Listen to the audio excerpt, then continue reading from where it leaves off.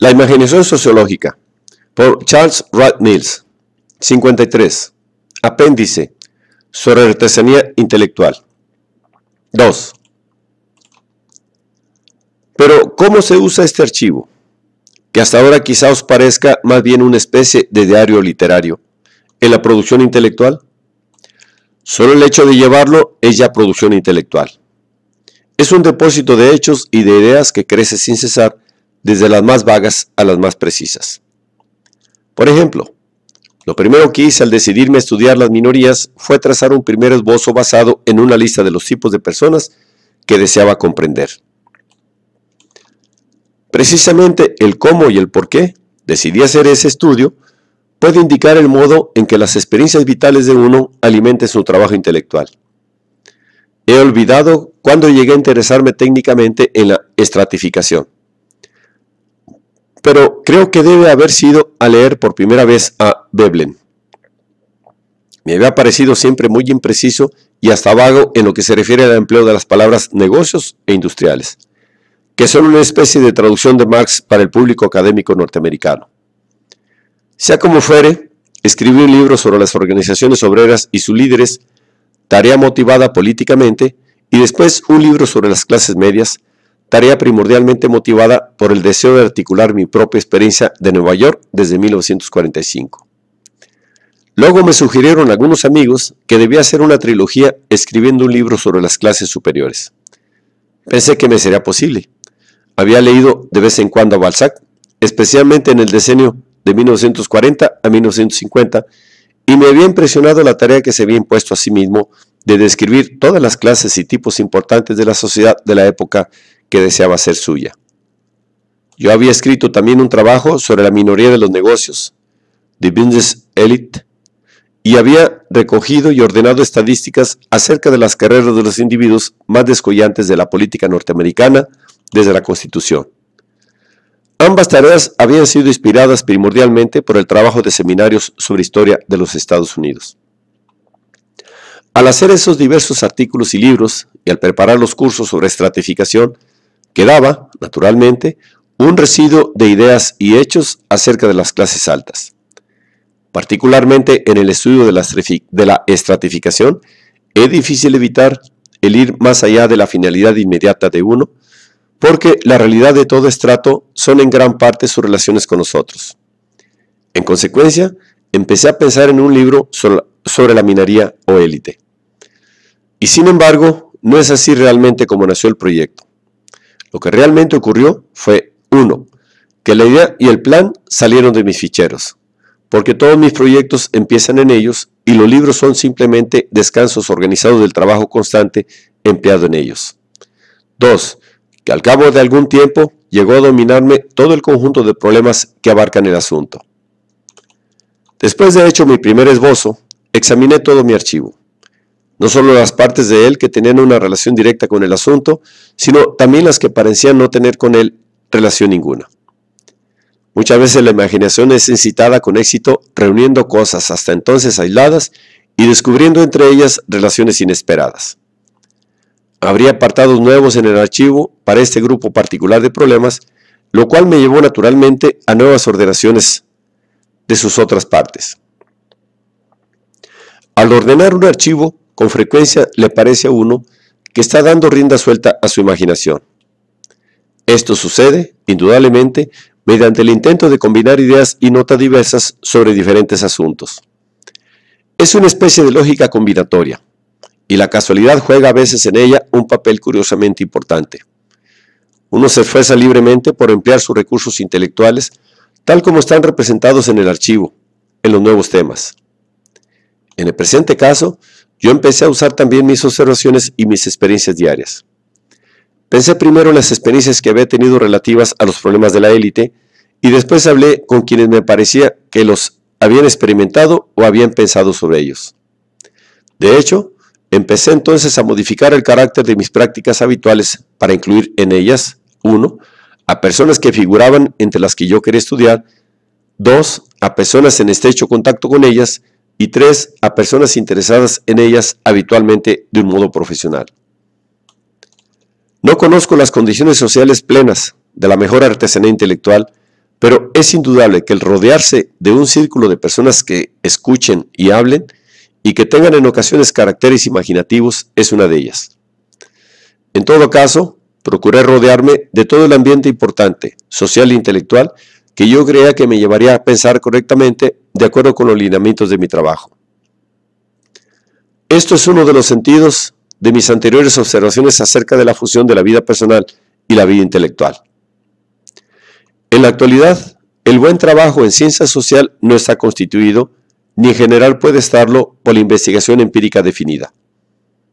Se supone, más bien, de muchos estudios que los puntos clave formulan enunciados generales relativos a la forma y la tendencia del asunto. Así pues, no puede adoptarse una decisión sobre cuáles sean esos puntos hasta que se reelaboren los materiales existentes y se formulen enunciados hipotéticos generales. Ahora bien, entre los materiales existentes encontré en los archivos tres tipos importantes para mi estudio de la minoría: varias teorías relacionadas con el asunto, materiales ya elaborados por otros como pruebas de aquellas teorías y materiales ya reunidos y en fases diversas de centralización asequible, pero no hechos aún teóricamente importantes.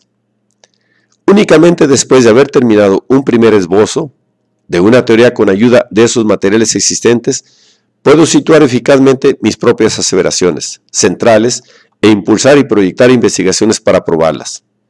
Y quizá no tenga que hacerlo, aunque sé, naturalmente, que más tarde tendré que ir y venir una y otra vez de los materiales existentes a mi propia investigación. Toda formulación final no solo debe cubrir los datos en la medida en que los datos están disponibles y me son conocidos, sino que también debe tomar en cuenta, de alguna manera, positiva o negativamente, las teorías de que dispone. En ocasiones, ese tomar en cuenta una idea se hace fácilmente por la simple confrontación de la idea con el hecho que la contradice o la apoya. En ocasiones se hace necesario un análisis o una delimitación detallados. A veces puedo ordenar sistemáticamente las teorías disponibles como un margen donde elegir y dejar que su alcance organice el problema mismo. Pero otras veces solo permito a esas teorías entrar en mi propia ordenación en contextos muy diferentes. De cualquier modo, en el libro sobre la élite, tuve que tomar en cuenta las obras de hombres como Mosca, Schumpeter, Veblen, Marx, Laswell, Mitchell, Weber y Pareto.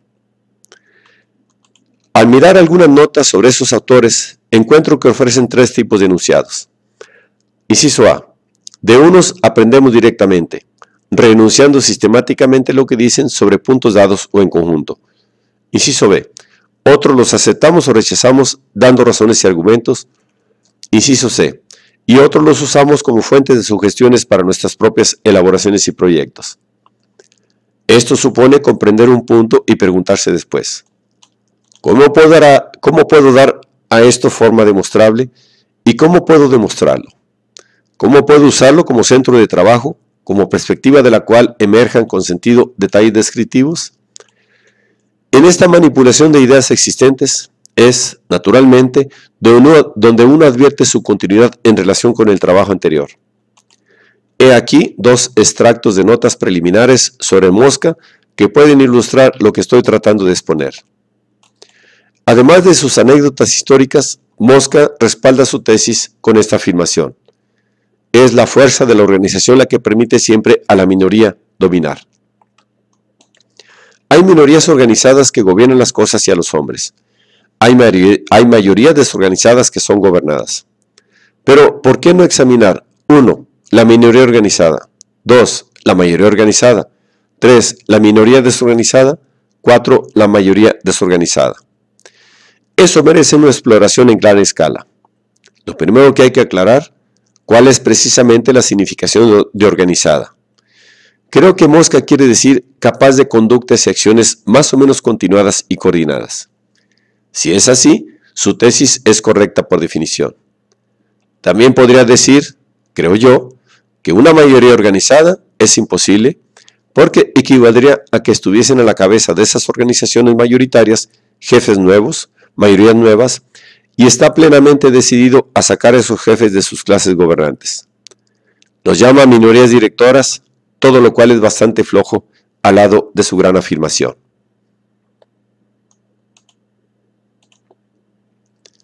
Una cosa que se me ocurre, creo que es el núcleo de los problemas de definición que Mosca nos presenta, es esta. Del siglo XIX al XX, hemos presenciado el paso de una sociedad organizada, como 1 y 4, a una sociedad más de acuerdo con 3 y 2. Hemos pasado de un estado minoritario a un estado de organización, en el que la minoría ya no está tan organizada ni tan unilateralmente poderosa, ni es tan unilateralmente poderosa, y la masa está más organizada y es más poderosa. Ha surgido en las calles cierto poder, y en torno de él han girado las estructuras sociales en su conjunto y sus élites. ¿Y qué sector de la clase gobernante está más organizado que el bloque agrario? No es esta una pregunta retórica. Puedo contestarla de un modo o de otro en este tiempo. Es cuestión de grado. Todo lo que ahora quiero es sacarla al aire libre. Mosca señala un punto que me parece excelente y digno de ulterior elaboración. Según él, muchas veces hay en la clase gobernante una camarilla cimera y un segundo estrato más amplio con el que, inciso A, la cumbre está en continuo e inmediato contacto y con el que, inciso B, comparte sus ideas y sentimientos y cree él, la política. Buscar y ver si en otras partes del libro señala otros puntos de conexión. Se recluta en gran proporción la camarilla en el segundo nivel.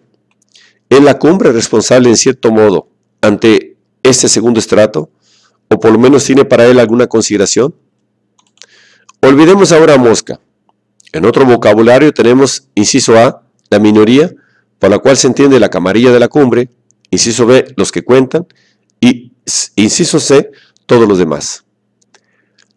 La pertenencia a los grupos segundo y tercero es definida por el primero, y el segundo puede variar mucho en tamaño y composición y por sus relaciones con el primero y el tercero.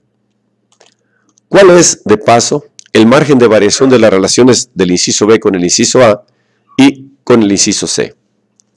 Buscar indicaciones en Mosca y extender esto después estudiándolo sistemáticamente.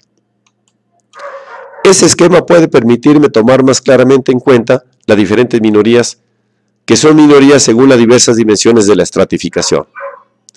Recoger también, naturalmente, de una manera clara la distinción paretiana de minorías gobernantes y no gobernantes, de modo menos formal que Pareto. Indudablemente, muchas personas que están en el sector más alto debieran estar en el segundo por lo menos, como los grandes ricos. La camarilla y la minoría pueden ser lo del poder o de la autoridad según los casos. En este vocabulario, minoría significa siempre la del poder. Las demás personas del sector elevado serían las clases altas o los círculos superiores. Así quizá podremos al mismo tiempo usar esto en conexión con dos grandes problemas: la estructura de la minoría y las relaciones conceptuales. Después quizá las esenciales, entre las teorías de la estratificación y de la minoría. Trabajar esto. Desde el punto de vista del poder, es más fácil distinguir los que cuentan que los que gobiernan. Cuando tratamos de hacerlo primero, seleccionamos los niveles superiores como una especie de agregado poco compacto y nos guiamos por la posición. Pero cuando intentamos lo segundo, debemos indicar claramente y en detalle cómo manejan el poder y cómo se relacionan con los instrumentos sociales a través de los cuales se ejerce el poder. También tratamos más con personas que con posiciones, o por lo menos las tomamos en cuenta. Ahora bien, en los Estados Unidos el poder comprende más de una minoría. ¿Cómo podemos juzgar las posiciones relativas de esas diferentes minorías? Depende de las decisiones que se adopten.